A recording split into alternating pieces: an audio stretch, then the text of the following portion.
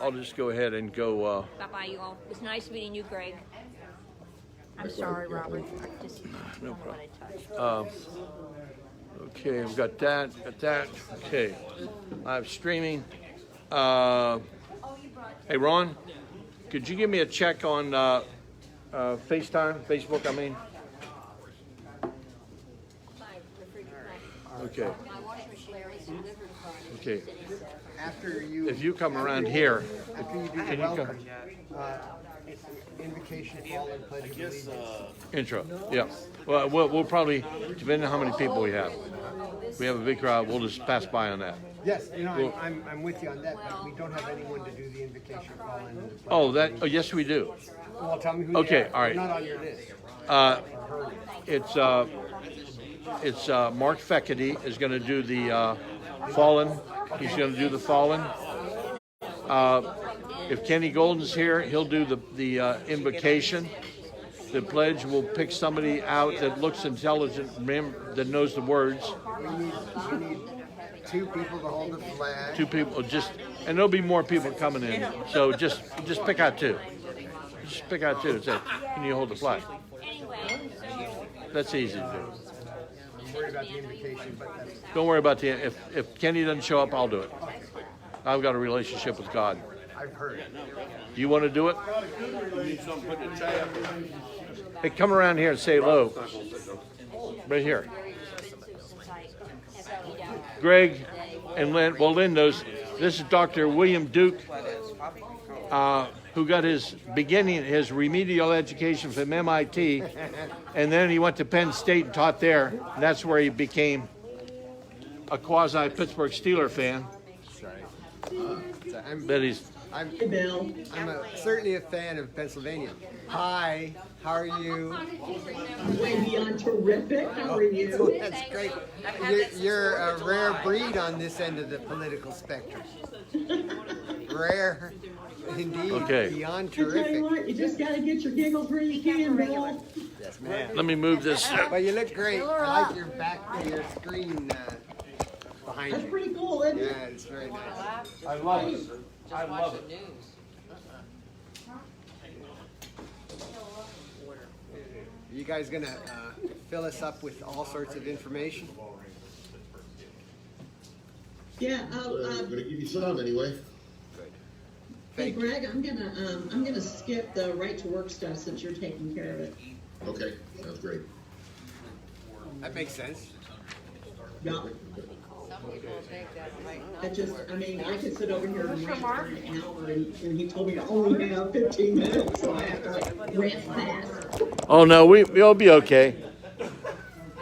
So, how many people do you think right now are crossing the southern border in search of backdated utility bills? What? How many? Millions and millions. Did you catch the point? I mean, Biden's proposal is that if you have been in the country by January of this year, you're going to be eligible for citizenship. Immediate green cards and subsequent citizenship.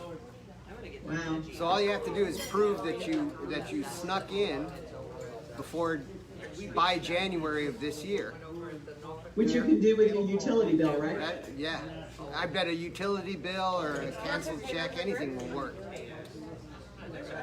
They'll need legislation for that. They will. Yeah, the proposal is ludicrous. It's a ludicrous proposal. Yeah, another offering to their base that's not actually going anywhere. They think by 60%. I certainly hope you're right. I hope you're right I mean, too. there's some Republicans that'll be weaker, but I don't think there are many of that. How many will they I need? don't know. They keep surprising me, Greg. I mean, How many They will don't they have, the conservatives would have been good either way, and the never Trump crowd don't have Trump to hate anymore, so maybe they'll come back to some semblance of sanity. maybe. I don't know. I think we're heading down into the twilight zone.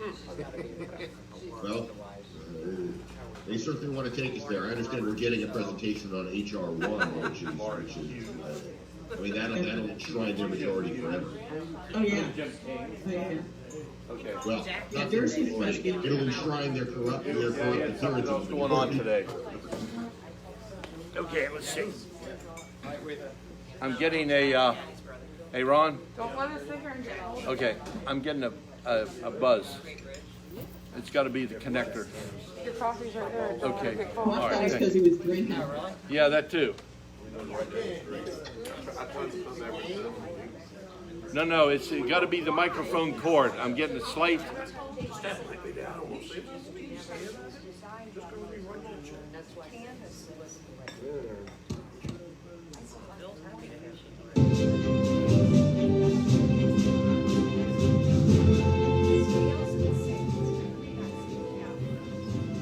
All right, let me turn this off and go.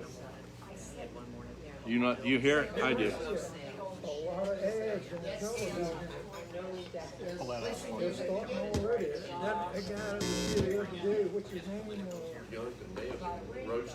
Glenn Youngkin. It's got to be. Youngkin? Yeah, I had a hard time pronouncing Yeah, me too. It's hard to say. it. Man, somebody was I want to make sure that it's picking the sound up Because for he had a job over here. that was connected to the For- foundation. Yeah. She asked him about it. He asked him about it when he was here. And Huh? Yeah. The sound from that big speaker has to go onto Facebook. Huh? that's what he said. Let's find out. Yeah, I am. I'm live. They're not. Lynn, do you have your Facebook up? I do not. Okay. Greg? Yeah. No. Okay. All right, we're going to check it in. We want to make sure we got the right amount of volume. Broadcasting from the Zoom through the speaker into the. I know. We were in the office one day. I walked up to him. Can you hear them? I said, Go ahead and start talking. And Lynn, four score What would you and like for us to say? 7 years ago, However many years ago. our forefathers and Our foremothers. forefathers, yeah. And I know, four- you know, I don't have that memorized, but I know 1, that you 2, do. 3, 4, 5, 6, Okay, 7, 8, How's that, Ron?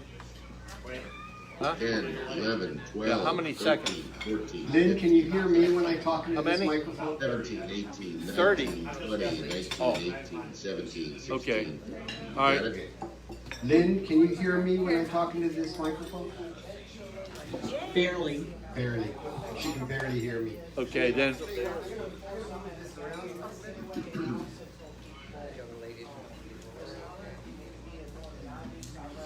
Okay, try it now, Bill.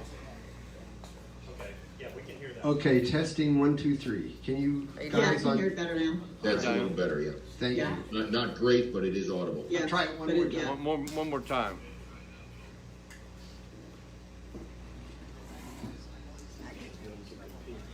There you go. That'll work. That's gonna be. Oh, wait a minute. Hold it, Bill. That was worse. Hold it. 1 Couldn't second. hear it. He hasn't said anything yet. Oh.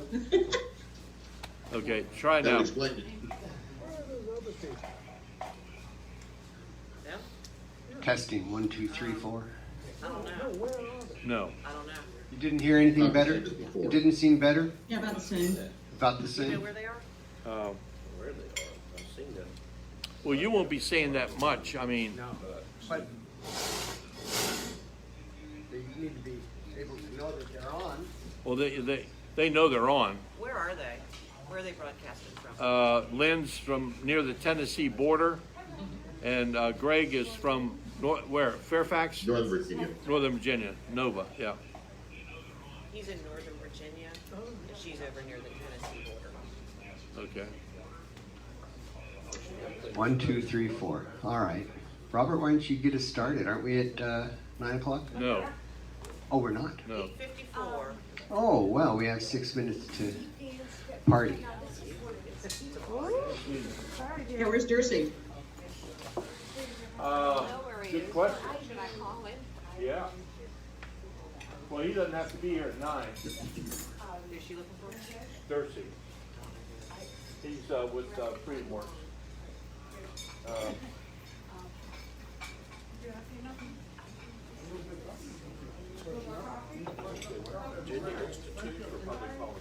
And the red starts with a T and then a Q. Tertium Quids. It's planned for the third wave.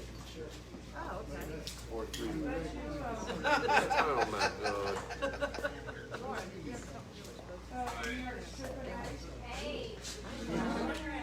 I have Tim Anderson, Tim Anderson.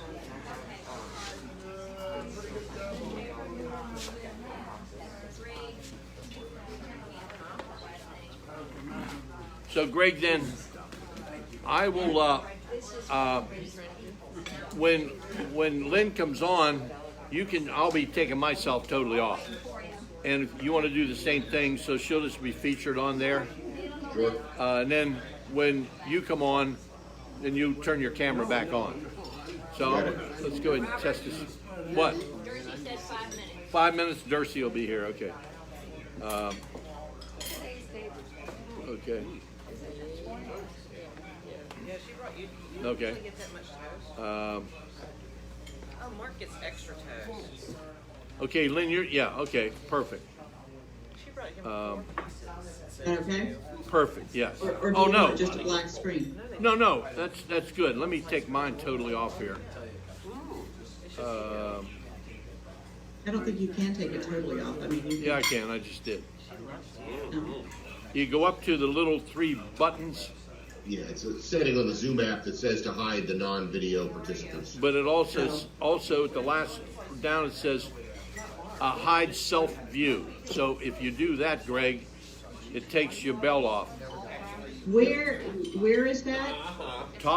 On the top right of your screen, put your cursor over there, and mute should come up, and a little under blue and white, Oh, the three and the and three then dots. and then click on the 3 dots, Right, anyway. and Hide self view. Okay, wait a minute. hide self-view takes everything Yeah, off. there I go.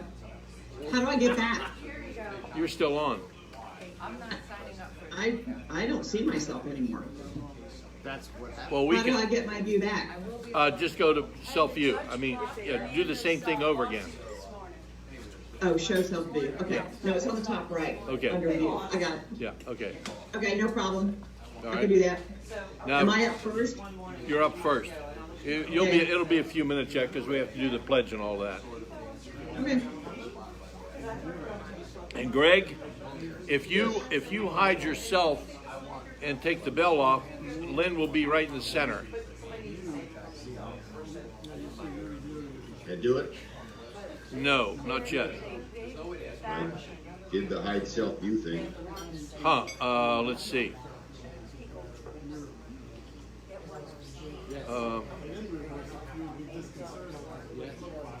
Let me see. Hold on 1 second.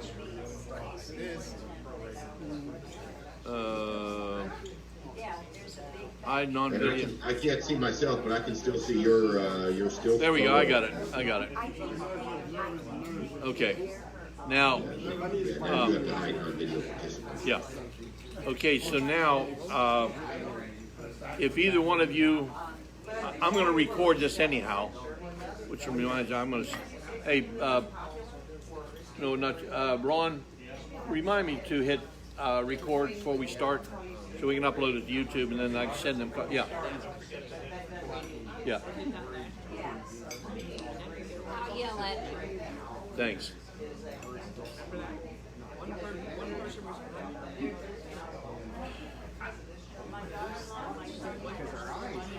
Robert, are you going to do questions after each one of us, or all the questions at the end? No, after each one. Okay. I still can't quite, but I mean, if you sketch out a travel path. The only thing we have to do now is test Darcy when he gets here. He should be here any minute. Not Darcy, Dercy. Darcy, potato, Dercy. potato, Dercy. It's D-E-R, yeah. Yeah, Dercy. Well, Yeah, you go for his last name.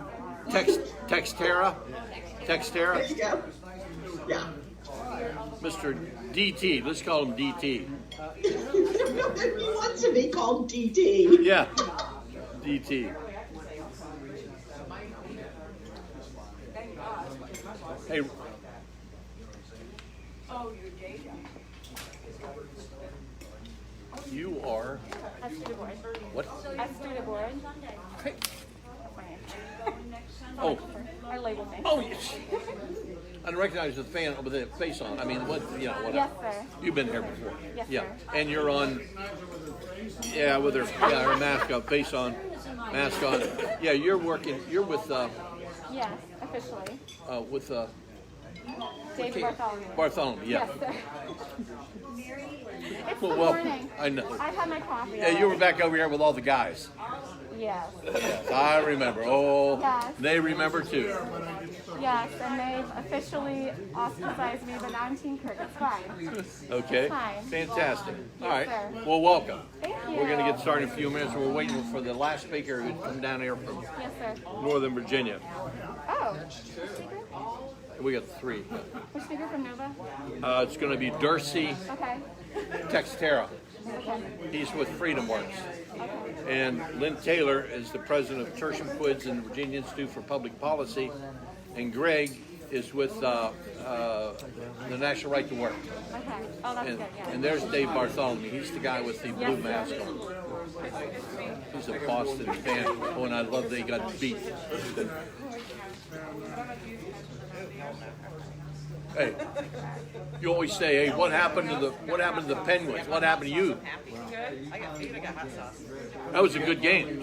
Yeah. I got utensils. Okay, I am. Tom Cantrell's on Facebook Live. Hello, sir. Hi. Yes, nice to meet you. Brandon, too. We have both of you. Let me introduce you to Roxanne. I'm already signed up. From again, this is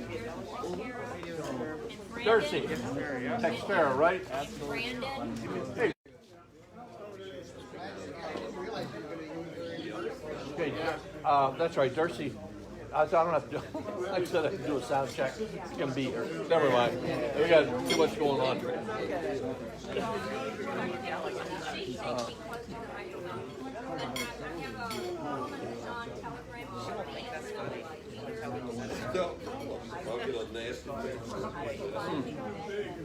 Hey, Ron. Man, this is dangerous. It didn't hurt anything.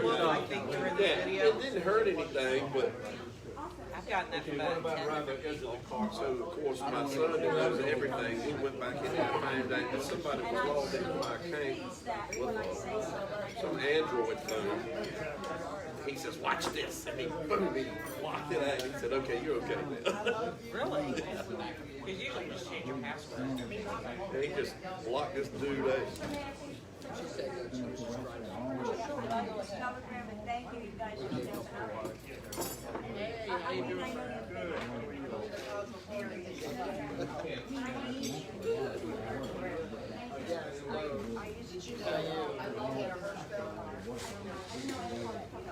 Easy. Did you think it was going to be right down here when you came down here?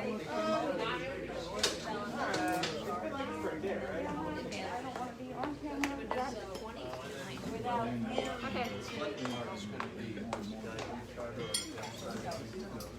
Heating.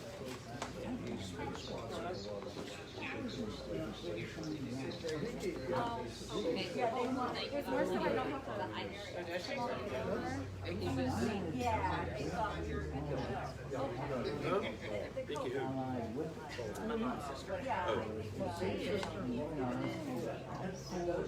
I opened her survey. Second survey of the budget. I dropped it over $1 billion. Somebody, wait till that word gets out. $1 billion and the damn kids ain't even in school. No. So here's another good part. Let me get my calculator. There's a whole lot of triple-digit salaries that need to be trimmed and done away with in that damn school system. Rhonda and I were talking the other night. Look at this, okay? No, that's Copy. That's how much they say it takes to educate a single child. This is how many children we have in here that we have as a child. Oh, I seen that. It came in my mail. $36 million we saved. Well, not I know. That's right. That's the question. That's the whole point. Yes, but I would need to bullshit. I will. I just have regular in my hand right now. Your sandwich was Water? The tip. Well, they're doing the, at least they're fixing our roads. All right, hang on. I'm gonna complain into it. Thank you.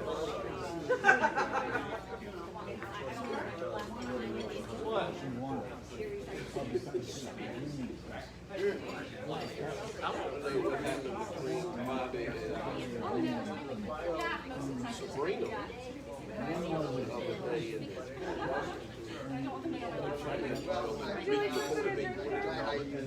workshop. Okay. We've been having everything.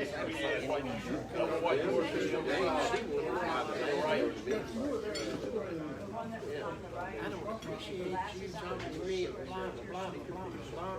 And I didn't see it. I was working. I didn't see the workshop. And Lane didn't. She said, "What damn time I don't get on tonight?" So Can you go back and watch it? yeah, she was going to go back. Okay. But Yeah. it's supper bag. Well, that's good, yeah. Some money, you know, but it's. She's got, I mean, it's all right to be a part of it. Okay. Here, Yeah. all right. City to Okay. pay for all this. And I think I told her, you know, you need money for this.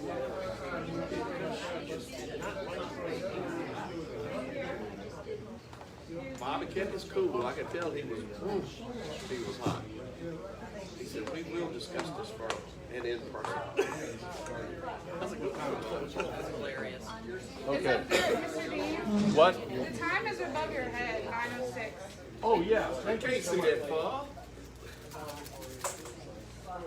They put that there just for you. Lord. If I don't have my scarf like that, Gay scarf.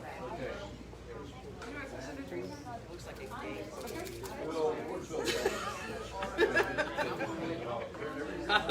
He's the queen bee.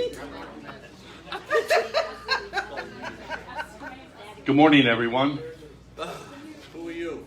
My name is Robert Dean. I'm chairman of the Tidewater Libertarian Party and would like to welcome you to this very special meeting today. We're broadcasting live over Facebook and zooming in from parts of Virginia near Tennessee and also Northern Virginia with our guest speakers.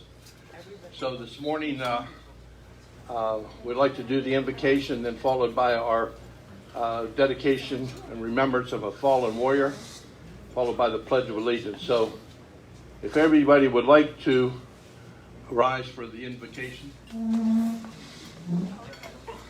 Dearest Lord God, as we gather this morning, God, we're so thankful for all the many blessings you provide. And God, we want to say a special prayer for all of your children who are suffering. Please, God, be with them, comfort them, touch them, and heal them. And accept us all into your kingdom, we pray, according to your will. And I'd like to say a special prayer for one of our founders of the Tidewater Libertarian Party, Stephen Merrill, who you brought to your home, Lord, about a week ago. We say a special prayer for Steve and his family. And Lord, we're just so very thankful, and we just pray that you bring peace to your warring children and bless everybody in this room. In your holy name we pray. Amen. Amen. Amen. Okay, and Roger and Hector, we got Mark. Where's Mark? Mark? You want me to go first? Yes, sir. Hector. Mark Feckety. No, tell him.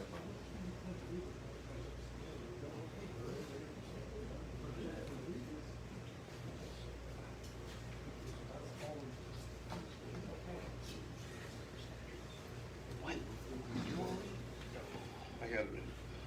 On the 20th day of February 2021, the Tidewater Libertarian Party would like to honor the memory of Marine Lance Corporal Casey L. Casanova.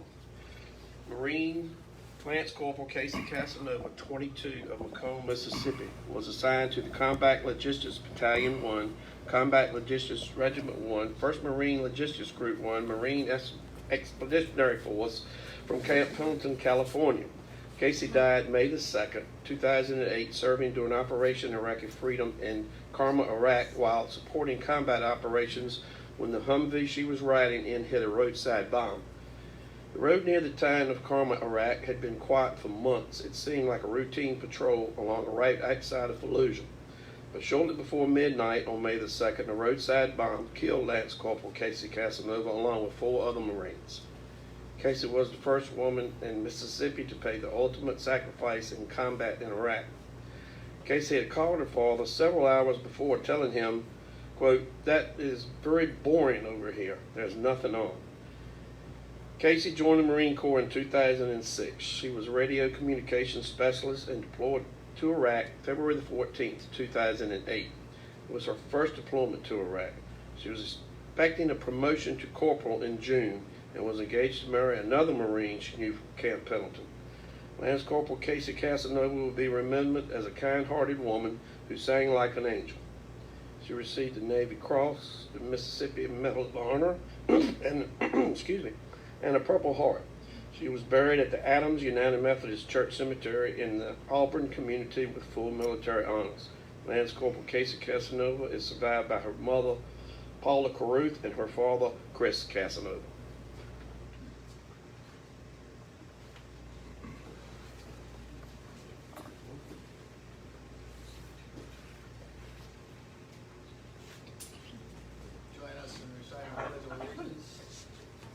Pledge allegiance to the flag of the United States of America and to the republic for which it stands, one nation, under God, indivisible, with liberty and justice for all.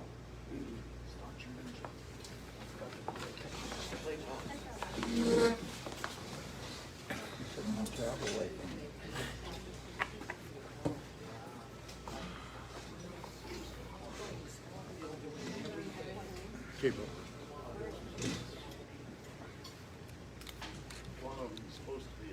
Okay, we usually go around the room and introduce ourselves. Do you think we should forego that today, Robert? Yes. Yeah. We do have people speaking on behalf of campaigns or campaigners themselves.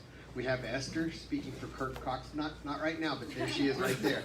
And Matthew Criddle over here is going to speak for Glenn Youngkin. Who else might want to speak? Hold up your hand. On behalf of a campaign? No, that's what I mean. Who else? Okay. No, it's going to be Esther.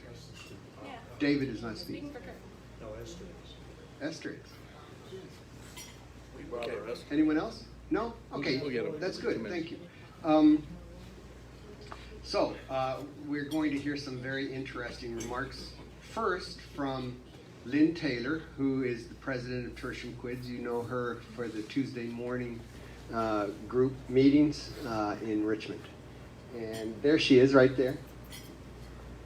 Speak away. Thank you, Lynn. Thanks so much. I really appreciate this, Bill, and also Robert for inviting me. I want to talk a little bit about what's been going through the Richmond and the legislature. We have had, I'll start with the good news. We've had a couple of successes we're really excited about. One is in telemedicine, the remote patient monitoring bill, which incidentally was drafted by Virginia Institute's Kayla Taylor, is headed now, I believe, to the governor's desk. There may be some, a little bit of switching around on one or two minor items, and then it'll be headed off to the governor's desk. So we're very excited about that. Kayla Taylor has also been able to do some of the same telemedicine draft legislation for surrounding states. So we've been happy that he's been able to help with that.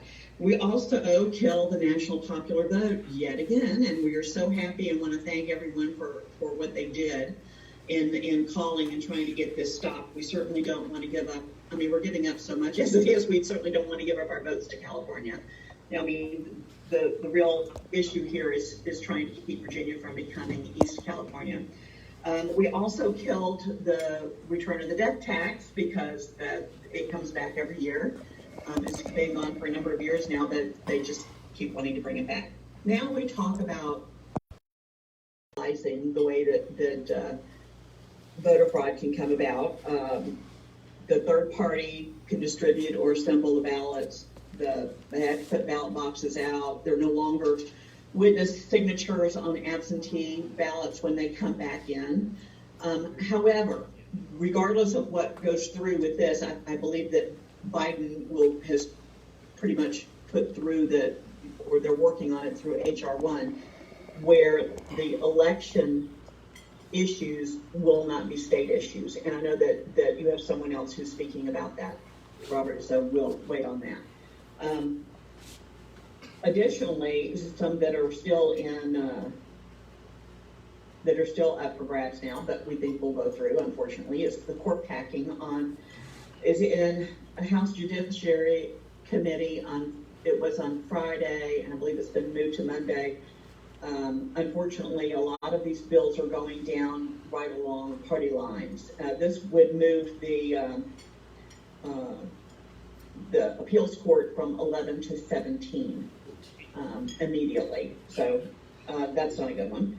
We also have mandatory Virginia state-run Social Security, which basically means that if you have a company in Virginia that is more than 25 employees, and let's say that you offer them retirement, but someone doesn't take you up on the retirement that you're offering, then you have to put them into the mandatory Virginia state Social Security, if you will. I don't know if they're calling it something else. But, and the only way that the person can get out of it is after they have been signed up for it, then they can opt out, but they can't opt out up front. So it's just another thing for the taxpayers to pay for. There are also, of course, a number of reparations bills, which, that enslaved ancestors get college access scholarship programs. Of course, everyone knows that the illegal aliens now get in-state tuition. And so those are some of the challenges. I think the one that I wanted to speak to most today is what we're calling domestic service. There are three bills, SB 1310, HB 1864, and HB 2032. And it's called Virginia Human Rights Act, where they're applying laws to Mary Jane, who lives down the street, who wants to hire a little babysitter for her kids. If she hires domestic help, as an independent contractor, somebody to cut her lawn, somebody to, come in and do some handiwork, repairs, things like that, she becomes their employer with all the problems that come along with that, which means that she now has to have workman's compensation, she has to pay workman's compensation, unemployment insurance. It means that her home is now open for government inspections, like from the health department. She cannot discriminate in, I'm sorry, I have to move the cat. He likes to join in. You cannot discriminate in gender if you're hiring someone to come and take care of grandma. So grandma wants a female to bathe her and dress her, but no, that's discrimination. That's gender discrimination. You can't choose a particular religious affiliate if you're letting somebody to come in and take care of your kids, babysit for your kids. Okay, so let's back up and see what this really means. What it really means is that as a homeowner, you're going to no longer hire these folks as independent contractors. You're still going to have somebody come into your home to clean it. You're still going to have somebody cut your grass. But now you're going to have to utilize a company in order to do that, because you don't want to be the employer. You want the company to be the employer so that you don't have to deal with all of these government regulations, which means that all of those independent contractors who have been doing work around your home or helping with your kids or tutoring your kids now have no job. you just put them out of business. They have to go to a company in order to sign up, in order to get any work, which means the company takes a piece of their action. So the question becomes is, did these people actually read these bills? I mean, they sound lovely when you just read the header and the summary. I mean, it says provides individuals who are engaged in providing domestic service are not excluded from employee protection laws. That sounds great, doesn't it? Except until you read the bill. And I'm wondering whether any of these folks read the bill, and if they did, is the problem that they only have a one-step thought process, and they don't necessarily understand they have just completely eliminated the independent contractor industry. What we understand is the reason that this has been going through has to do with they want to unionize. So, that's what I have today. I'm happy to answer any questions, Robert. Okay. Questions? I have one. You want to come up here into the camera? Oh, not really. Well, then don't come up. Quiet, Robert. Right here? Get back. Get back. Back. Back. Back. Get back. Okay, now, ask the question. Okay, I'd like to know if there's been any kind of study done on whether or not the telemedicine, if it's actually saved Louder. if it's actually saved money for those people that are utilizing it, because I haven't seen a decrease in my bills. Did you get that, Lynn? I did not. Lynn, Okay. the question was, has telemedicine been useful in saving money for the people who utilize it? Oh my gosh, yes, because instead of going to the emergency room, you just dial up. So instead of costing you, what's it cost for an emergency room? $1,500? It costs you $50 or $40 in order to do it through telemedicine. It has been tremendously successful. And this is something that a number of us have been working on actually before COVID hit. Because once Virginia increased the number of folks who could go into Medicaid, that meant that we had a higher demand and we needed to do something to increase the supply. So we've been working on this even prior to COVID hitting. And then when COVID hit, it was like, oh my goodness, this is a no-brainer. And similar plans have been used in other states, yes? Absolutely, yes. And they've been successful. They've similarly been successful. They have. Another question? No, nothing comes. It's a my phone. It's not. It doesn't seem money at all. And I work in healthcare. On the bill you were talking about with working at home and stuff, how does that affect if you have a grandson or something come cut your grass? Is it going to eliminate that sort of thing? It does not apply to family members. I mean, there are a few exceptions too, but basically, you know, if you get the kid down the street to come in and cut your grass, you are that kid's employer. So are you going to actually go through that? No. That means that you can no longer hire the kid down the street. You have to hire a lawn service to do it. That's the only way to get around being an employer. Unless you want to adopt the kid down the street. Yeah, but how? Okay. Another question? Any other questions? Did you want to make a comment? Go ahead and go up. Can I go away? Come here, Yeah. yes. Yeah.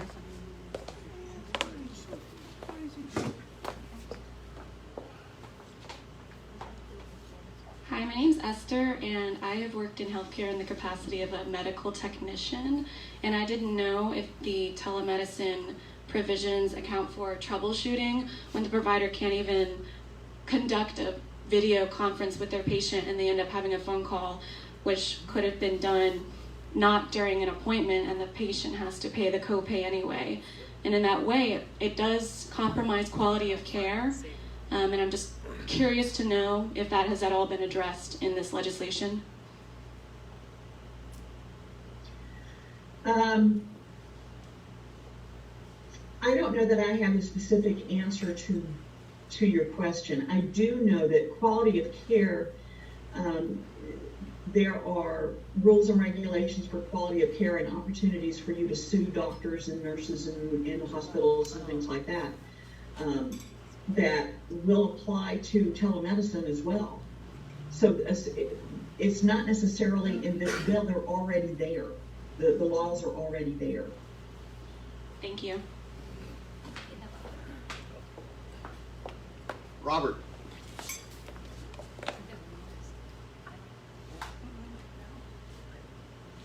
Lynn, I can speak firsthand on this.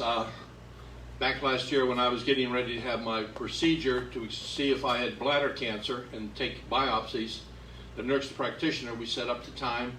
She called me from the office and I was in my home on my computer. We went through all the details. I had all the Q&As, everything I wanted to know about it. And it saved me from getting up, going into the office, driving over there, and waiting in to get an appointment to see the doctor, which wasn't necessary. This was just to comfort me and answer any questions that I had. And I thought it was wonderful to be able to do it from my home. So I'm one of the big supporters of it. There's some of the telemedicine issues have been addressed in prior years. But the problem was, for instance, if you wanted to go down to like Duke University and see someone down there, you could talk to them afterwards, but you had to actually make the initial trip because you had to be in person with them at least the first time.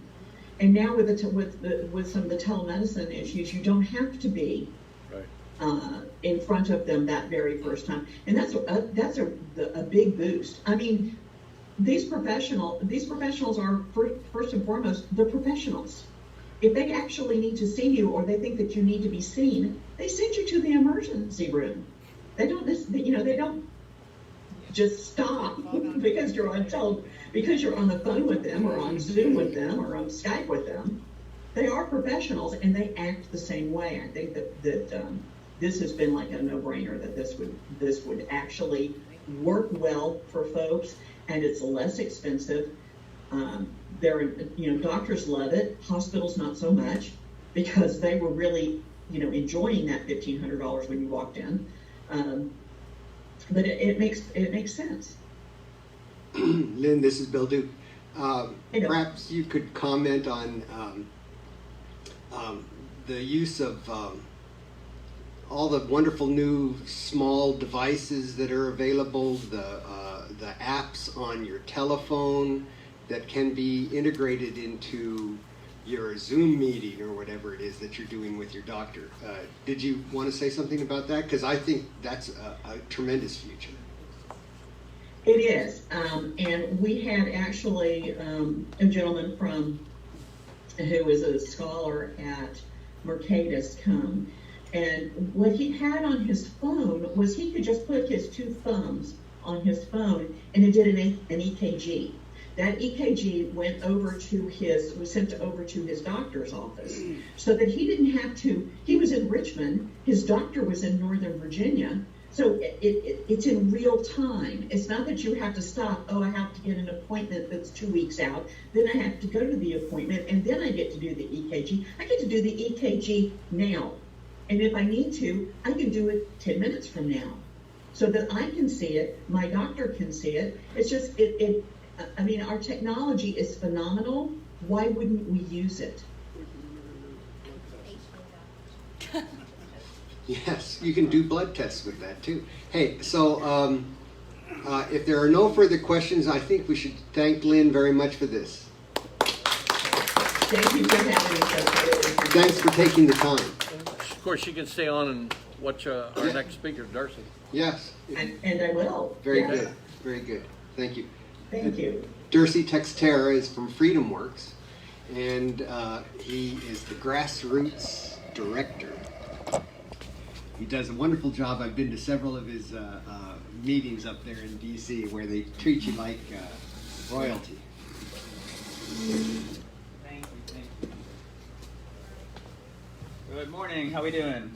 Well, thank you for being here. Thank you for having me. Oh, is this good? Close. Closer? All right. I'm looking inside the There we go. but okay. I will try. So I'm here to talk about today to talk about a bill that actually Lynn brought up, and that Lynn's been on a few calls with myself on, actually. It's a H.R. 1. This is a bill in Congress at the federal government level that actually comes up a lot. I'm going to do the third iteration, second or third. Most times nothing happens with it, it's just for show. This time, I think it's less for show and more for real. So as you all know, the Democrats, they hold the three branches of the federal government, and they are not friendly towards freedom. Just a quick question in here, how many of you like censorship? Do you like censorship? Do you, yeah, nobody here likes censorship. H.R. 1, in a big summary, basically censors conservative speech. It makes it so conservatives do not have a voice, and I will touch on reasons why. But I will first say I'm not a policy expert. I run grassroots. I'm here to mobilize people, but I will tell you everything, the basics that you need to know, and then I have literature to give you some more information, and I can direct you to places you need to go to learn even more. But at the end of the day, we don't have much time. The House is going to vote on this probably early March, we're told, but I will go over the bill. But it's going to be likely early March, so I will request all of you to please call your member of Congress, who I believe is Luria. Is that accurate? Correct. That's correct. Yeah. She is one of 4 members of Congress in Virginia who have not yet signed on to H.R. 1. So she is still in play to be influenced and told to please not vote for this. And I can talk with the other districts. So it's Virginia 7th, Virginia 10th District, 2nd and 4th. But I'll just talk about the bill now. So it's called the For the People Act, as they like to name things that are not so good with very good sounding names, like the Save the Puppies Act or whatever you want to call it. But this is what we like to refer to as the For the Politicians Act. It's definitely pro-swamp all the way through and through. And I'll just talk about some of that stuff. So it'll drastically change the way elections work. As Lynn kind of mentioned, it basically prevents states from determining the qualifications of their voters.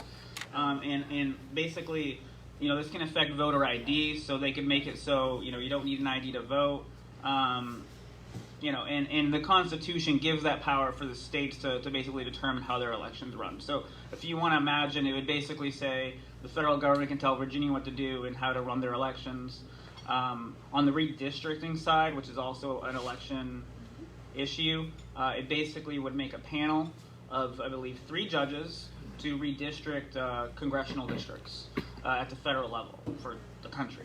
And I don't know how many of you are familiar with how this works now, but generally it's the states, the state government, the legislature that determines congressional districts and redistricting, which is much more local. That's how it should be. You want to keep all the power as local as possible. We don't want to give it to the swamp. Not good. Yeah, so that's just the kind of the basics to how it'll change elections. Just not ideal. And then a big one here that I'll talk about, legit censorship, is how it can change political activity and how organizations interact with each other and interact with members of Congress. So FreedomWorks, I'll use that as an example. But you all know a bunch of nonprofits, Heritage, FreedomWorks, Judicial Watch, there are many. It basically, with a broad description of coordination, would make it illegal for these organizations to interact with members of Congress. So let's say my policy team is following some legislation and they want to let Jim Jordan know, or Whitman here in Virginia know what's going on and what he should be paying attention to. That would not be possible if H.R. 1 is passed. That's not happening. It's illegal. It also would force nonprofits to disclose their donor rolls. And as you all saw during the election with Trump, there was a situation where donors were being, I think it was one of the Democratic presidential candidates threw up some Trump donors, like phone numbers and addresses on Twitter and all that. And that could put someone's life at risk. That's not good. I mean, that's just straight up. So you guys know, you've seen on the news how people are losing their minds. That could put someone's life at risk. So this would force nonprofits to disclose their donor rolls. number one, it's gonna prevent donors from wanting to give money. So first off, a lot of this bill is talking about how we're trying to, remove the dark money out of politics, but realistically, it's gonna stop people from supporting our side. At the end of the day, it's very unfortunate, but there is money in politics, and this would stop a lot of that from coming in. But it's definitely not helpful for us. And at the end of the day, I think that nonprofits should have the right to communicate with members. I mean, for example, FreedomWorks literally exists to represent our activist base, and we are on the Hill with our policy team trying to put, the stories of our activists in front of members so they can pay attention and vote right. So it's not good. I don't want to just keep saying everything's not good, but this sucks. So that's why I want to emphasize it. There's another thing here that would basically not take tax money. Well, I guess it's all tax money, but basically it would use fines and fees taken from people. I actually don't know the exact sources, but it would take fines and fees and use those at the federal level to fund campaigns, with a 6-to-1 subsidy for candidates, for certain candidates for small dollar donations. So basically, I would take the people's money and fund campaigns publicly. This actually already happens in the United States. I think in Oregon or Washington or one of those places. I think in Portland, they started experimenting with funding campaigns publicly as a way to remove money from politics, but doesn't actually remove money, it just takes money from you and gives it to something you might not believe in. So if you can imagine, they'd be allowed to run campaign ads with your money, pro-abortion ads, pro-socialized healthcare ads. If somebody is receiving your money, they can basically do what they want with it. But HR 1 would basically allow, would move your money and give it to a pool that can then be used to fund public campaigns. It's not something I want I don't like. And then at the end of it, it doesn't make DC a state. It just suggests strongly DC should be a state, which I think this all ties into, at the end of the day, if DC is a state, conservatives don't have a voice. If DC becomes a state, winning a presidential election becomes substantially harder. They also get, I believe, they get 2 senators and 1 member of Congress. So, and I don't think they're voting Republican or voting conservative or libertarian or whatever you want. So that altogether, from what I can gather, just as a normal person, makes it look like this definitely is censoring conservatives. This will make it significantly harder for conservatives to have a voice, a political voice, and it's not good. That's why FreedomWorks is very actively trying to stop this bill. Over the past month or so, we have driven 5,000 phone calls to congressional offices, sent tens of thousands of emails to congressional offices, and we have probably done, just in the past week, 7 or so events in key districts and states all over the country. It's not in the Senate yet, but we already are starting to talk to people, like in the constituents of Joe Manchin in West Virginia, Tester in Montana, and Sinema in Arizona, because we think those are people who maybe have a chance to not fall in line with the Dems, and even Angus King in Maine, but he 99% of the time votes Dem, although he's an independent. So yeah, we're aggressively trying to stop this bill, and here in Virginia, like I said, there are 4 districts with 4 members who have not yet signed on, so these are still influenceable people, and over the next week, this week coming up, we're going to be sending text messages to constituents asking them to call their member and tell them, vote no on HR 1. We really need to put on the pressure, and that's all I got. Oh, so it's Virginia 7th District, so Abigail Sandberger. 2nd, which I believe this one, so Luria. The 4th and the 10th. So the 10th is Wexton, and the 4th is... Yeah.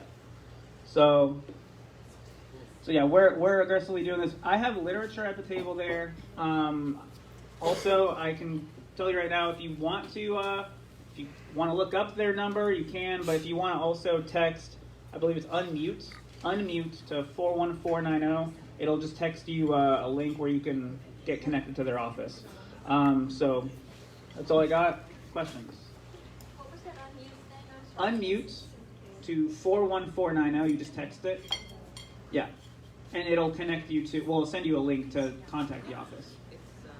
I'd like to know how, isn't it against the Constitution for the federal government to be running our elections? All of this is very unconstitutional. How do they justify it? Yeah, so they actually, so they're actually anticipating court battles at the state level.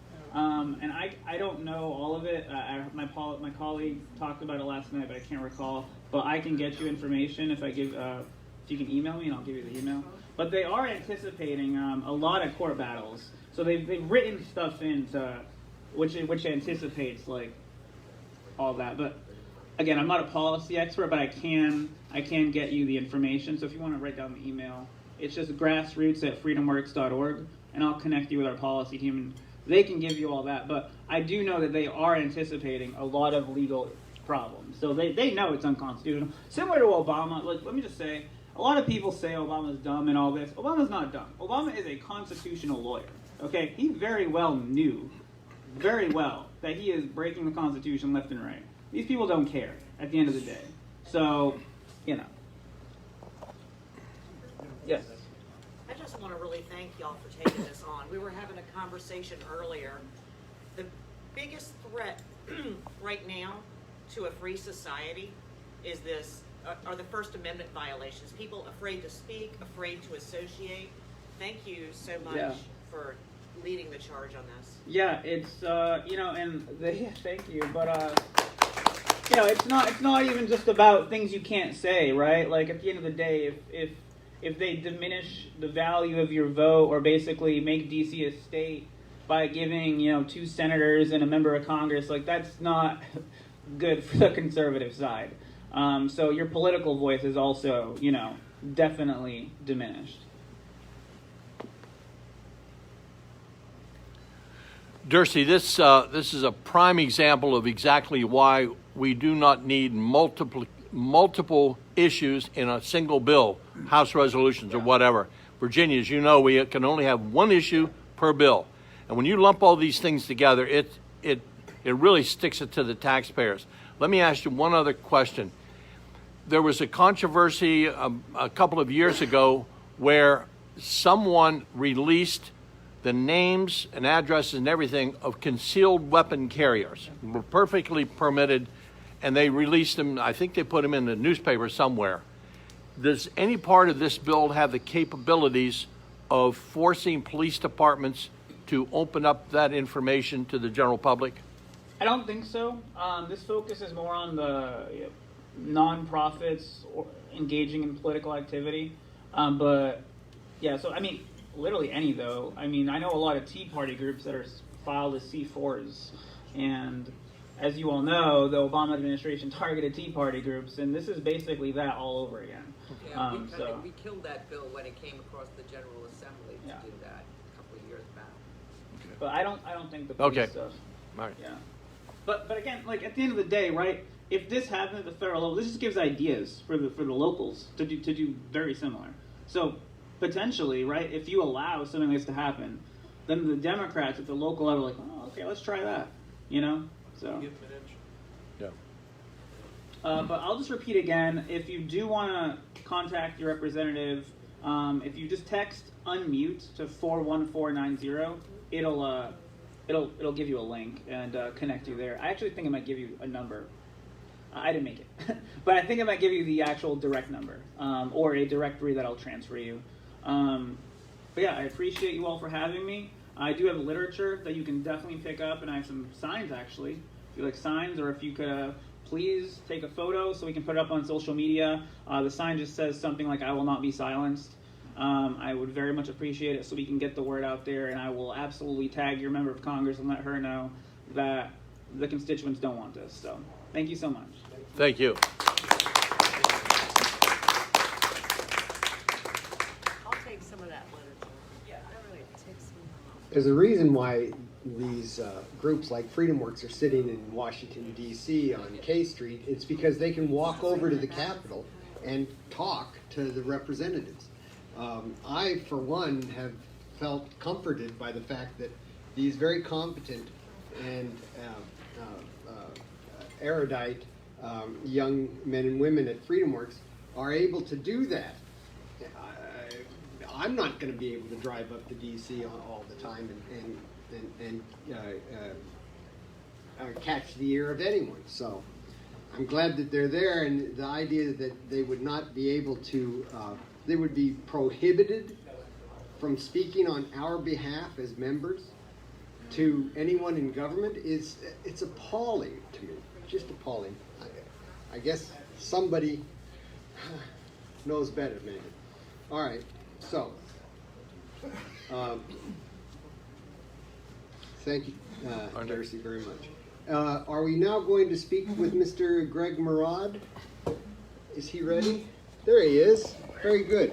Greg is the Vice President of National Right to Work Foundation. Is it a foundation? It is, isn't it? Committee. Committee. The National Right to Work Committee. Oh. Okay.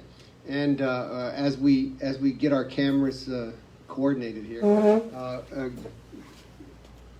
Greg, I want to thank you very much for taking the time to address us today. Yeah, happy to be here. Thanks. Let me know when you're ready. Okay. We're ready. You can begin right now. Oh, okay, great. Well, it's a pleasure to be with you all this morning. Right to work, of course, is the basic principle that nobody should be forced to pay dues to a union or fees to a union as a condition of employment. Virginia has been a right to work state since the 1950s, and Virginia's right to work law is very much in danger now that big labor's allies have taken over completely in Richmond. And indeed, all state right to work laws are under the gun at the federal level, and I'm going to talk about both of those issues. So in Virginia, of course, when big labor's allies took over 2 years ago, we went into full defensive mode, very much concerned about what they were going to do to the state right to work law. We know what they want to do. We know what the union bosses want them to do to Virginia's right to work law. They want them to repeal it outright. Representative Lee Carter has been introducing that bill. He introduced it again this session. So far, I think the pressure that our members have been able to put on Richmond has stymied them. Carter did try to blast that bill out of committee, and he only got 12 votes on the floor in order to achieve that. So they're not ready to do it yet. But I think that's what we've seen on a lot of fronts in Richmond, is they took over and they want to appease their base, whether the issue is guns or right to work or whatever.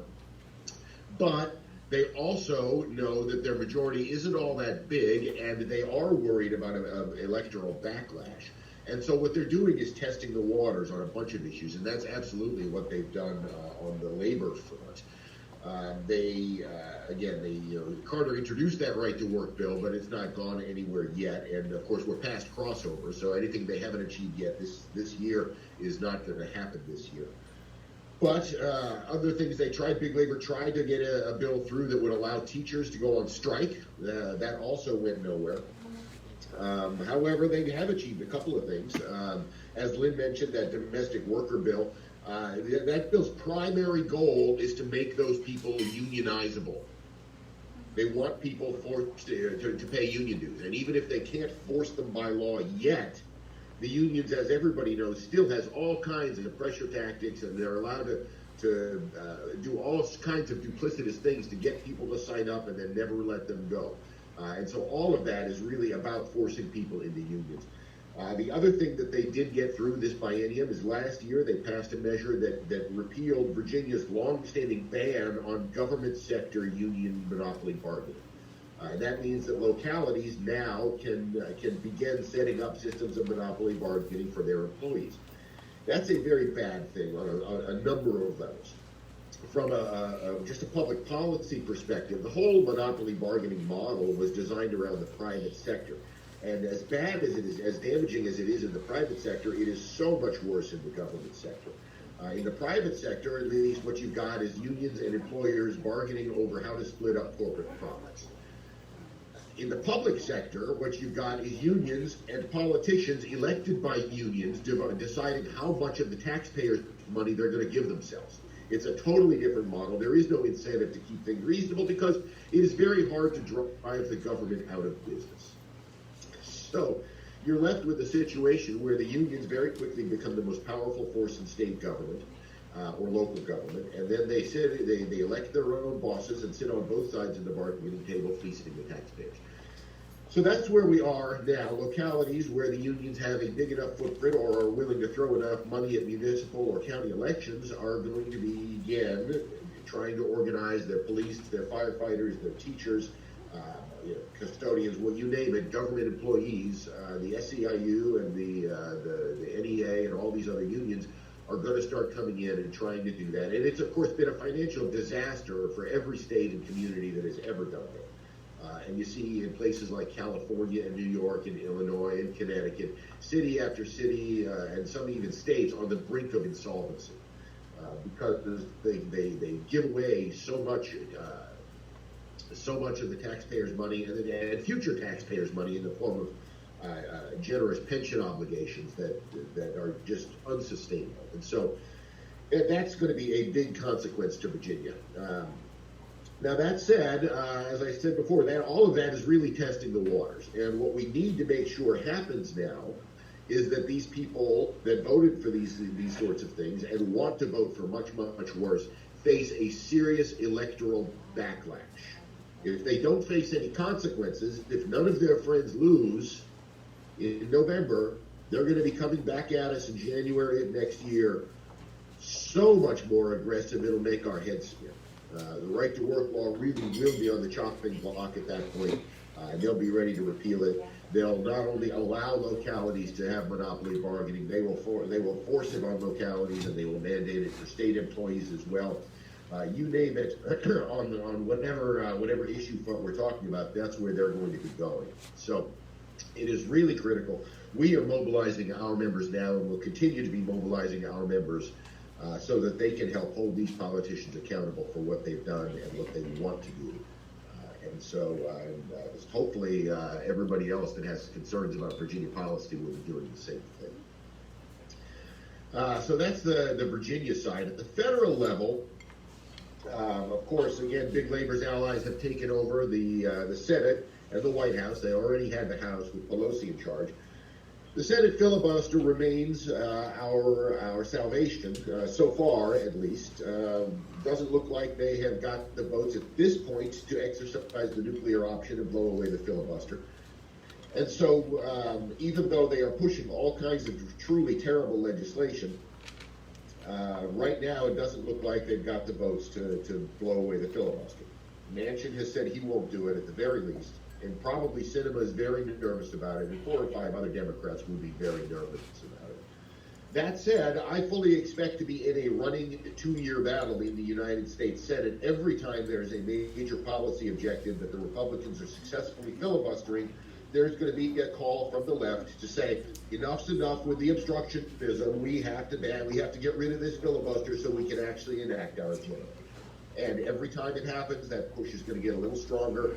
And it's going to take work to hold the Manchins and the Sinemas and those folks in line to make sure they understand that that's not something that they can afford to let the other side get away with. So we're going to be in a running 2-year battle on that front. The big thing that the unions want out of the federal level is a bill they have misnamed the PRO Act. We are trying to rename it the push-button unionism bill because it will make creating unions and forcing people into unions as easy as pushing a button. The centerpiece of that legislation is a measure that would wipe out all 27 existing state right-to-work laws. States can only have right-to-work laws because federal law currently allows them to. The way our system, well, maybe not the way it was built, certainly the way it's evolved, is that any time the federal government passes a law into a certain legal space, states can't have their own laws in that space. Federal law preempts them. So the National Labor Relations Act basically writes labor law for almost all sectors of industry in the entire country. And there's one provision of the National Labor Relations Act passed with the Taft-Hartley Act in 1947 that basically says states can have right-to-work laws. So if they wipe out that provision, state right-to-work laws can no longer exist. or at least no longer function. We probably still have them on the books, they have to just be preempted and therefore no longer functional. So that's the centerpiece of the PRO Act.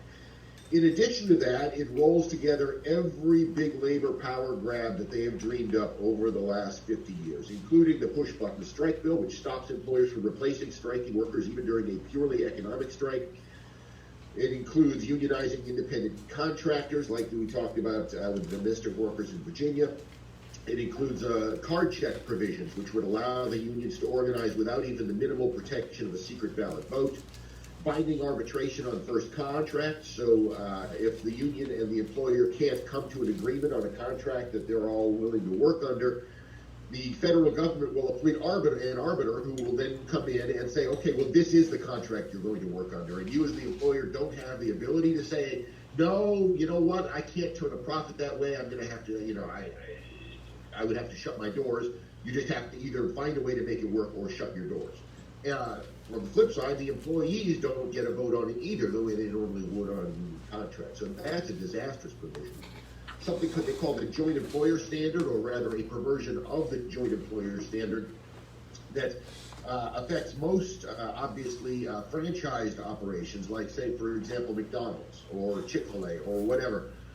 They are not one massive corporate entity, but rather a franchise operation where most of the locals, the actual stores, are owned by individuals. They have a contract with McDonald's that gives them the operating manual, that sells them the supplies and all that stuff. Well, currently, of course, all those individual owner-operators are running individual corporations, and you can unionize an individual McDonald's, but under this perversion of the standard, they would say all McDonald's workers in the entire country are one massive bargaining unit. And if the unions can then organize a campaign and an election and organize those people, A, that's a huge windfall for the unions, of course, but B, those employees can never get out from under that union. They don't know each other. They're not employees of the same company. They don't have the communication mechanism to reach out to one another and organize a decertification. It's basically locked in the union forever, and that's what they want. Other provisions of the PRO Act designed to help them compete more effectively in the market against their non-union competitors, things like allowing union bosses to engage in secondary coercion, including boycotts and pickets against consumers and businesses associating with a targeted employer, allowing unions to engage in limitless recognitional picketing and other anti-competitive behavior against targeted businesses and their employees, and empowering union bosses to harass non-union competitors and targets by bringing civil suits against employers, circumventing the existing National Labor Relations Board process. I could go on for another 15 minutes with bad provisions in that bill. It really is a smorgasbord of every item on big labor's wish list out of the last 50 years. For that bill, they've got something like 197 co-sponsors in the House already. Again, the tool that will block it will be the Senate filibuster. No Republican, I don't think any Republican in the Senate is going to vote for that bill. There's a few in the House that are genuinely bad people on labor issues. None of them from Virginia, none of the Republicans from Virginia. But in the Senate, I don't think they can get a single vote for that bill on the Republican side. So the only way they're going to be able to pass it is with every single Democrat voting to blow away the filibuster and do it. And even there, they're going to have issues because there's going to be Democrats that are from right-to-work states that are afraid to vote for a bill like this. So we're going to keep our eye on it. We're going to keep the pressure up. But this issue is a losing issue for big labor. I'm not sure if they realize it yet or not. They ought to realize it because the electoral history is pretty clear. Every time over the last 50 years there's been a major fight over an issue like this, forcing people into unions, the other side has gone down in flames. Most recently, of course, even in this election, we had 9 co-sponsors of that bill in the House from the previous Congress went down to defeat in November. On the flip side, we did not lose a single co-sponsor of the National Right to Work Act from the House in November. And speaking of the National Right to Work Act, we are about to introduce that bill again. Joe Wilson from South Carolina will be the lead sponsor of that bill in the House. Rand Paul from Kentucky will be the lead sponsor of that bill in the Senate. We're going to introduce it with probably about 55 or 60 original co-sponsors in the House and probably somewhere between 8 and a dozen in the Senate. And we will then continue to increase co-sponsorship over the course of the next year and a half or so. Again, our goal is to put members of Congress on record. Which of these two visions for American labor law do you support? The PRO Act, the push-button unionism bill, or the National Right to Work Act that would free every private sector worker in the country from the shackles of forced unionism by fixing the problem of forced dues at its root in federal law. So that is our goal, and again, the ultimate goal, since neither of those bills is going to be enacted in this Congress, because we certainly can't break a filibuster for our bill, the goal is to force all of the politicians on record so that we can hold them accountable, so that our members can hold them accountable, and everybody knows who are the good guys and who are the bad guys. So that's where we are on right to work stuff in Virginia and at the federal level. And again, I'd be happy to take any questions. Okay, Thank you. Thank you, Greg. We're running out of time, but can we take 2 questions, Bill, from the floor? Okay, I want to ask you a question. Clearly, busting the filibuster is going to be deadly for a lot of different reasons. Who, other than our 2 state senators in Virginia, should we contact and implore not to vote to end the filibuster? Who's the best? Yeah, I mean, your 2 senators in Virginia, of course, are the only ones who really care what you as Virginians have to say about it. But calling Schumer's office is probably at least marginally helpful, not because you're going to change his mind, but because to the degree that he is hearing from people all over the country, he has some sense of the pressure that his members are from right to work states like Virginia are under. And so when Tim Kaine and Mark Warner go to him and say, yeah, I'm a little nervous about that vote, he understands why, because he's being hit as well. It wouldn't hurt to call Joe Manchin. Again, it's not nearly as important as it is to call Kaine and Warner. But a guy like Joe Manchin, you're going to light up his phones. There's a degree to which it's helpful. And if you have friends in West Virginia, by all means have them call Joe Manchin. If you have friends in Arizona, by all means have them call Sinema. If you have friends in Pennsylvania, I'm blanking on the senator's name from Pennsylvania, not Toomey, he's solid, but the Democrat from Pennsylvania, Casey, go ahead and have them give him a call as well.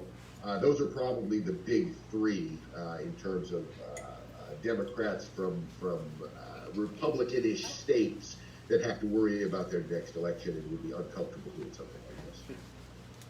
Greg, thank you very much. Let's hear it for Greg.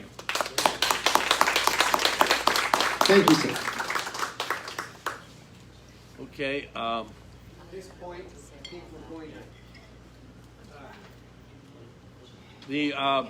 Before we, Bill, just for the viewing audience, yes. Greg, what is the URL address for your organization so people can look up the question and answers and the frequently asked questions? For Right to Work, it's www.nrtwc.org. That's National Right to Work Committee.org, NRTWC. Perfect. Thanks. Okay, thank you. Thank you. Is Vicki Manning standing by? No, she had to cancel because of her son's soccer game. So, okay. Laura, did you want to talk about the school budget? School board budget? Yeah, get up and tell everybody. They're spending money. It's or if you want to save it for the next meeting? Okay. Yeah, and I'll be doing a mass mailing on the survey on it also. Yes. This is a 5% increase for A employees. mere pittance, a nickel. Yeah, right. You know, I do just want to point out one thing, though. As Robert pointed out, it's a 5% increase, but we were doing the math. It's approximately $12,000 per student to educate them. We have 3,000 less students this year than last year. 12,000 times 3,000 is $36 million. Just wow. Okay. Candidates. At this point, we should start with the candidate. Bill, I have one question. Yes. I don't know if Laura knows the answer to that. Could you come up here so that you could be heard? I can be heard from here. No, you not on Facebook Live. That's the problem. I don't care about Well, we do. We do. So this is our standards. I'm gonna hold you to Just it. get up there, get up there. Don't be shy. I'll follow your lead. Laura, I don't know if you know anything about this, but Chauvin Donovan,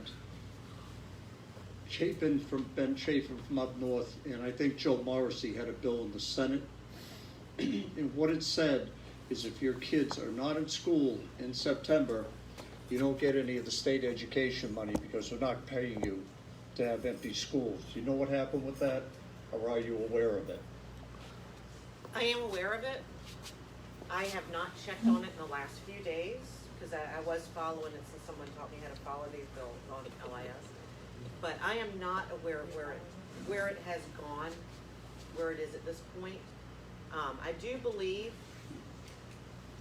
that you're not required to be in school, but they're required to offer full-time in-person in order for you to get the money, which I'm fully in favor of. I think full-time, 5-day-a-week, in-person school should be offered to every student. And if the parents want to keep them home, they can keep them home. So I fully support that bill.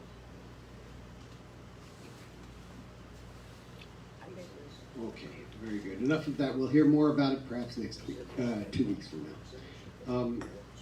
We'll start with the candidacies of the governor for the governor's position. And ladies first, we'll go with Esther, who is going to give us a brief on Kirk Cox's. You don't need to put that on. Doing it for optics, but okay. Around is fine? All right, I'm coming this way. Very good. Okay, thank you.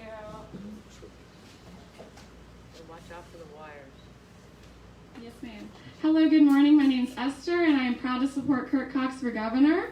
Kirk Cox is a retired teacher of 30 years, and he has a 10-point plan on how to not only get students back in schools 5 days a week, but also how to bring them up to speed for the learning loss that they suffered over the past year under the current regime. His 10-point plan consists of tutoring by employing retired teachers, substitute teachers, and student teachers in order to do one-on-one tutoring with students to make up for this learning loss. After all, our students are our future generation. Additionally, this will also, once their kids are at school 5 days a week, free up parents to be able to return to work, parents of school-age children. No parent should have to decide between their child's education and returning to work. Additionally, and speaking of jobs, Kirk Cox was the House Majority Leader when Virginia's job economy was the best in the country. Thanks also to former Governor McDonnell, who, along with former Governor George Allen, have endorsed Kirk Cox for governor. Kirk Cox is also a proven winner. He is in one of the bluest Republican districts in Northern Virginia. It is Colonial Heights, House District 66, look it up. It is 46% Republican, 30% minority, 17% black. When the blue wave hit, Kirk Cox not only retained his House seat, he also won by 5 percentage points, and I did the math. It was up about 1,300 votes. Those are excellent margins for Northern Virginia. After all, I'm from House District 83, where my current incumbent won by 27 votes. Anyone who's in District 83 knows who I'm talking about. All right.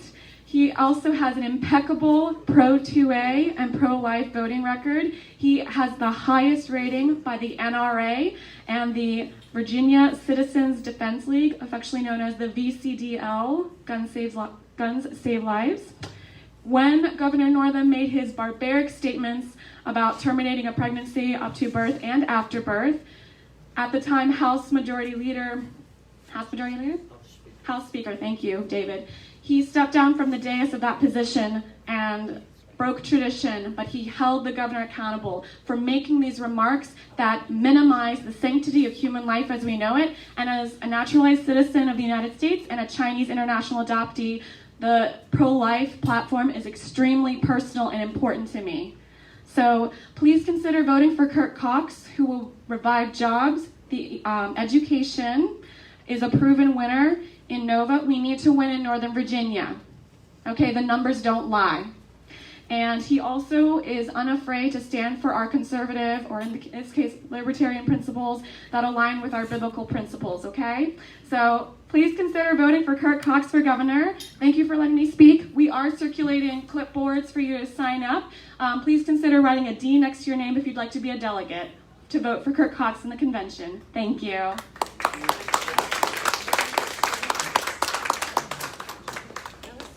Short and sweet, thank you very much. Perhaps Mr. Glenn Youngkin's spokesman will also be as short and sweet. Matthew Criddle has come to us today. You were here 2 weeks ago, weren't you? Oh, you weren't? Oh, I'm sorry. That was Glenn. I thought you came with him, but it was another fella. Anyway, another handsome young man. Here we go. I'm awfully sorry to hear that there's another person in this world who's just as ugly as I am.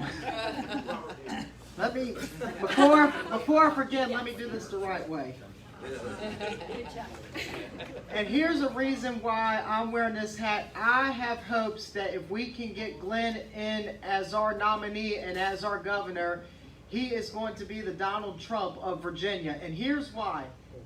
There are these other Republicans, I mean, I'm not going to lie, I don't have too much against them, but Glenn is the only one who has never run for office. So he's got so much money, he can't be bought. So if he wants to do something, the Richmond establishment, the rhinos, they can't buy him off like some of these other Republicans running. So I think he's going to be a man of his word. He's pro-life, he's pro-gun, he's a pro-gun owner.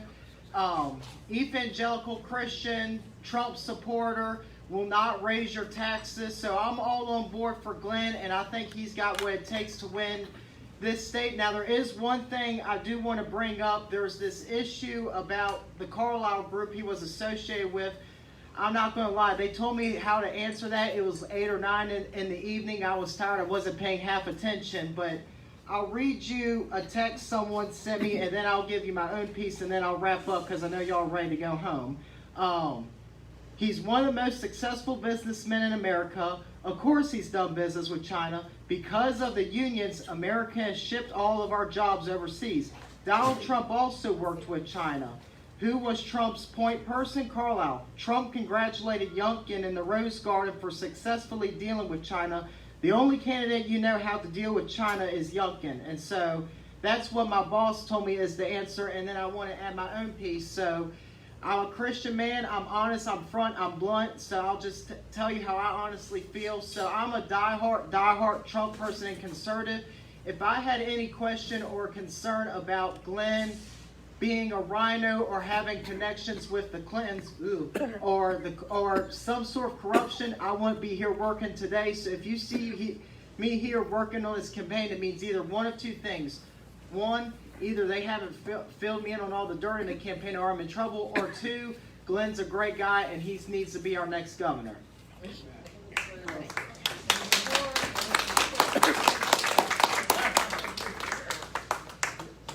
Oh, any questions? Yes, ma'am. Does he deny having any connection with Soros as far as any funds coming toward his campaign at all? I think so, but I'll double check. Do you want me to give you my number later? Yes, I do. All right, awesome. If y'all know any single girls in their 20s, feel free to give them my number. Anything else? That's it. Okay, thank you. You're welcome. And if anybody wants to be a delegate, I have a sign-up sheet over there. Thank y'all very much. Thank you. Does anyone else want to speak on behalf of the campaign? Our own Eric Ray. All the way with I would boo me too, seriously. Thank you all for giving me this opportunity to speak. I want to speak on behalf of Pete Snyder, and I think y'all have heard me speak on Pete Snyder several times. The one good thing I like about Pete is that Pete don't have to answer questions about China and Clinton and the Soros. He's never done it. But what he has done is he started that the 30-day fund. And the 30-day fund was helping small businesses like this one, like Mike's Place here, who have been killed by tyrannical government coming up from King Ralph up in Richmond. He's helped them financially. So good that Sarah Sanders said, how can we do this in Arkansas? How can we get this thing done? We've got some great candidates running. Let me just first start out by saying that we've got some good candidates running. I have respect for a lot of these candidates that are running. But at the end of the day, we've gone through a lot of campaign rhetoric, and we've gone through a lot of what they are going to do and what they're this, that, and the other. The first thing, Pete, if there was a Governor Snyder, he would have never co-signed on Medicaid expansion. Never would have signed off on that. He would have never lost the House of Delegates had there been a Governor Snyder there. The fact of the matter is that there are a lot of people when you sign on to certain candidates, and there is this thing we want to keep doing the same thing over and over. It's our turn. It's his turn now. It's his, or it's her turn, or it's their turn. We do that on city council too. It's their turn to run, and at the end of the day, they can't appeal to the voters. You know why? Because they have no connection to real life issues. At the end of the day, we're still conservatives, and we need delegates to go out there for Pete Snyder. Why do I say Pete? Pete has a very different way of running his campaign. Now, of course, it's COVID, so he can't bring out the pig rig. He can't bring out the barbecue. That always hits us good because it's good barbecue. But at the end of the day, that's his method of connection to the voters. And while you're eating barbecue, you're talking to him. He's shooting it straight from the hip to you. If you want his cell phone number, I don't know if I did that for you guys last time. But Pete Snyder, he wants you to have his cell phone number. Send him a text. If you don't have to call it, a staffer at 703-399-9548. Again, that number is 703-399-9548. That sounds like the kind of guy I want as my governor. That I can pick up the phone and text my governor. And I don't have to be, and I've been well connected, and Brother Bartholomew and I, we're on opposite sides of town. We're just as down like 4 flat tires. But at the end of the day, through his connection or whatever, I've been able to, have these kinds of connections. But this guy, he wants you to be connected to him. He wants you, and he wants you to ask the hard questions. Maureen asked a hard question last time we were here. He wants the hard questions. He wants to be able to serve, and he wants our kids back in school. If you you talk about outsiders, Pete Snyder's an outsider. Pete Snyder's an outsider because if he was an insider, believe me, they would all be running behind Pete Snyder, and Pete Snyder would be the man. But Pete's going to fight. Which means he has to come to the grassroots. He has to come to the people that matter most, and he has to be able to look you in your face and say, "This is my policy. This is what I'm for, and this is what I'm against, and this is how I will serve you. And here's my cell phone number on top of it." That's a sign of a great representative. We don't need leaders in Richmond. We need representatives. Because you don't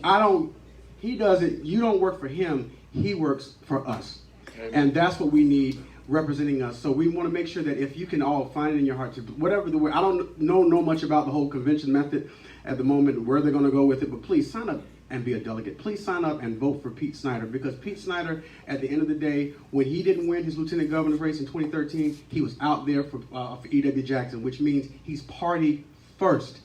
He's party first, and he was not shy in supporting Donald Trump. He's always been there for the Republican Party and for the RPV. When they were in financial problems, he was able to make sure that they were able to get themselves back on a financial footing. He just doesn't talk about it. He does it. And at the end of the day, we want a governor that does it, because Ralph Northam is doing it. That's why we're wearing stupid masks every single place, and we can only have people that can't go to funerals and church. Don't even get me started on the funeral part of it.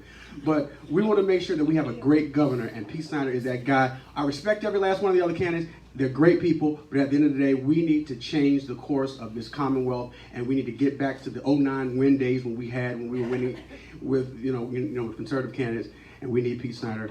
And please consider Pete Snyder. Thank you very much. I'm sure Teresa Langell, where is she? Oh, there she is, right there. Yeah, you're funny. She's got a question. Hopefully you can hear me. We're tired of politicians that do not stand their ground on our First and Second Amendment rights. Now we've lost our First Amendment rights except for the right to religion. Will he stand firm? No negotiating. It's non-negotiable anymore. Yes. Yeah. Okay. Pete's been very strong on the Second Amendment.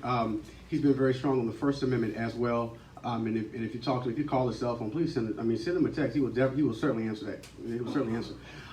He stood strong for the Second Amendment. He stood strong for with 2A, and it's a shame all the stuff is coming out of Richmond now. And you know, we need people to fight. And Pete's a fighter, and he's also a negotiator, because you can't be now. And he started. I haven't even started on his business acumen. He's the president of Disruptive Capital, and that's a large angel investor group. I mean, that is huge. I mean, he's investing his resources into small businesses, and so he understands that you need the free speech. He understands that you need the right to carry. So yes, he will stand strong on that, and he will negotiate as well, much like our president did these past wonderful 4 years. Anyone else? Thank you.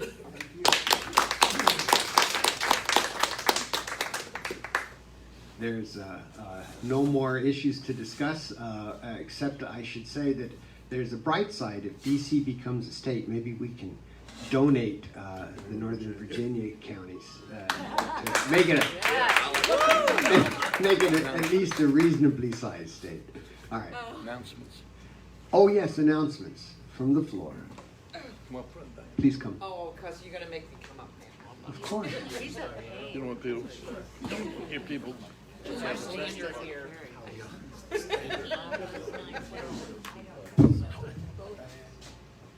Hello, I'm Diana Howard, Chair of the Virginia Beach Tea Party, and our next meeting is March 4th, right here, 7 p.m., and our guest speaker will be the Vice Chair of the Virginia Department of Elections, Mr. John O'Bannon. Thank you. That's it? Yeah. March the 4th, 7 p.m. Who else? Yes? No, you have to come up here. Thank you. I'll do it. Okay, go ahead. 20 seconds. Okay. Thank you. I'm with the NIMO Women's Club, and on Monday, March 1st, we'll be having a Lieutenant Governor forum at our meeting, 6 p.m. On March 4th? March 1st. It's the Monday before the Tea Party. Yeah, 6 p.m., first Monday every month. So hope you all can make it. And we're at the Virginia Beach National Golf Club. It's on Tournament. Princess Anne, off Princess Anne Road. Off Princess Anne Road. Yes. Thank you. All right, my assistant is going to make an announcement for me. You act like Ralph Norman now, Tom.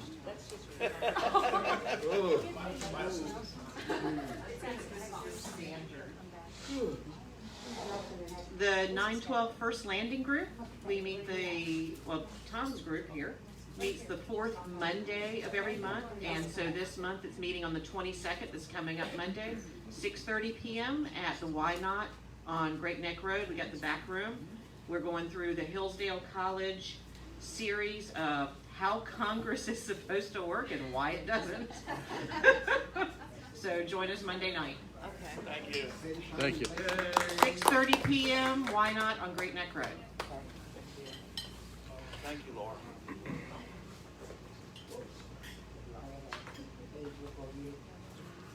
Well, if there are no further announcements, yes, Dercy. I'll go up there. Yeah. Thank you. Hello again, everyone. So while we were eating, my colleague from our policy team emailed me and told me 3 of those representatives I mentioned have already signed on to HR 1. Oh. So Wexton, McEachin, and Murphy. However, this district has not yet signed on. So please, please, please call her, tell her you don't want this. I will literally read off the DC number for you. It's 202-225-4215. Please, please, please let her know Virginia 2nd District does not support this bill. Thank you. HR 1. It is HR 1. Go ahead. This may be a dumb question, but it's probably worth asking. Can't hear. I live in Bobby Scott's district, so if you didn't mention his name, I'm assuming he already signed on. Yeah. So there were only 4 or so from Virginia that hadn't yet, and all of them basically have at this point, minus this district. Well, what I was wondering, would it be worth it for me to call Bobby Scott and ask him to reverse it, or? So you should always let them know. Always. The problem is once they're signed on, it's very unlikely they they go back. And it doesn't help when Bobby Scott shows for work once or twice a month. Yeah, but also, for example, it was talked about, this is a massive bill, and it is possible they'll break it up into smaller portions. So if you tell them you don't like the part that suggests DC should be a state, that's definitely helpful. If you tell them you don't like the fact that it takes away the power from states to run their own elections, that also matters. Because if this bill becomes smaller portions and there's a piece of that in the other smaller part of it that has to do with that, they might say, okay, well, maybe I'll vote for this, but I won't vote for that. It's not ideal. We want to vote no on all of it, but, you know. What if your congresswoman doesn't answer her emails? Yeah, no, see, this is a big problem, actually. So, you know, you all know there's the wall now around the Capitol. They have no obligation to answer an email. They have no obligation to pick up a phone, and now we can't visit them in D.C. This is a big problem. And it's not the country I want to live in, so, yeah, I don't know. I don't know how to answer your question. It's horrible, but this is why it's important. You support groups like FreedomWorks who, you know, do have a lot of influential power. They represent the conservative grassroots, and we need to make sure these people understand, like, when Kathleen gives them a call, it's not just Kathleen, it's Kathleen representing 100 other people and that sort of thing, so. Thank you. Thank you. Darcy, let me ask a question before we close out. You had mentioned like you'd like to have some photographs. I would encourage everybody that we could all come up at the conclusion and take a big photograph of everybody holding signs and that. Amazing. As Thank our you so much, sir. partnerships between FreedomWorks and also the National Right to Vote. Yeah. We need to support these other organizations who are representing us, so to speak. Thank you so much. Yeah, we have signs right there. They're straight up. I will not be silenced. I will tag your representative on Twitter. Okay. Thank you. Okay. Thanks. Just let me know when you want. So we're going to do this picture afterwards, but at the moment, I believe that we are done, and I would, Robert would entertain Motion to a motion to adjourn. All in favor, say aye. Hey, all right. Thank you very much for coming. Okay, let's. If everybody like to grab a sign, come up front. Those of you who are photogenic, those who need to be photoshopped, stay where you are. We don't want this one fast, that's for sure.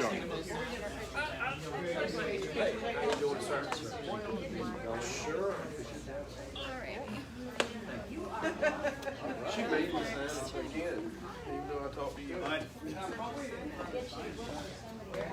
Yeah, get everybody right up front. Do I get to keep your card? This one's Hey, Bill? Yes. Yeah, we can move that out of the way, and actually some folks could get up on the stage if they'd like also. We can get some good photographs. Short people up top. Yeah. Yeah, short people up on top of the stage. That's you, Kathleen. Short people on the stage. Go right around the stairs over there, Kathleen.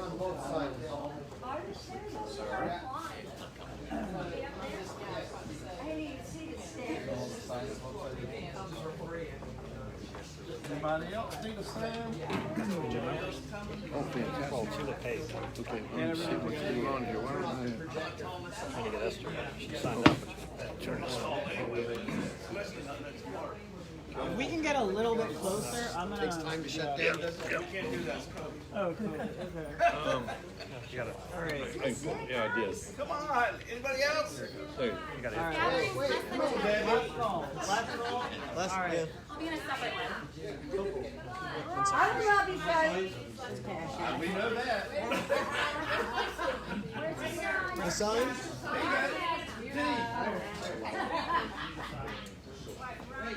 Here's the sign. Get in there. There we go. You might be a redneck.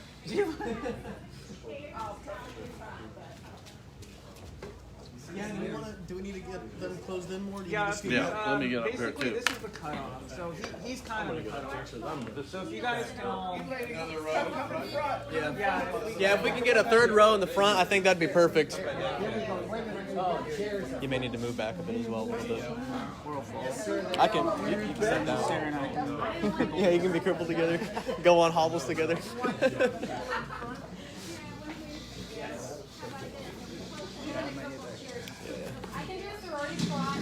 Yeah. Help him out. Help him out. Maybe you can, but I sure don't. All right. I was never a member of the sorority. Me neither. Wait a minute. Don't do it yet, Grace. Hold. Eric, you want one? Oh, there we go. Oh, awesome. Okay. we Maybe good? you need to get a little bit in closer, like right there. Okay. Yeah, this works. Okay. How's that? Yeah, that's fine. Okay, freedom on 3. 1, 2, 3. Freedom! All right. Good practice. One more. Alrighty, freedom on 3. 1, 2, 3. Freedom! Thank you, everyone. You can keep all the signs. Thank you.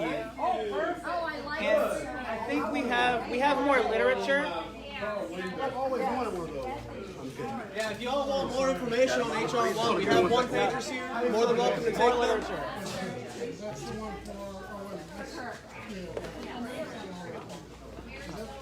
Are you showing up at the Tea Party meeting, or do you? No, but That's part of your board. What's the menu? One second. yeah, we can. All right, there we go. I can put out signs. Put these out. And also, I'm going to give you my phone number. If you can just email me info for the Tea Party meeting, and I could, if I can't make it myself, I can zoom in. I can also send you literature. I don't know. I don't do it, but literature I can put out. Yeah. I can put it all on. Yeah. So if I can give you my phone number, you can. Because I'll forget. Okay, I'll put my phone number. Let me get over here real quick. Excuse me.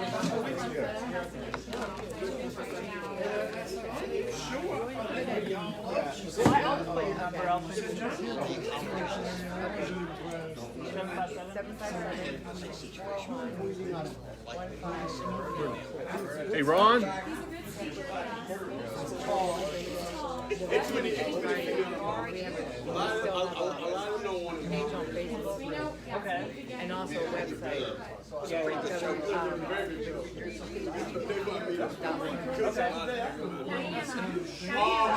Hey, Ron. We did. I wanted to meet Brandon. You got it.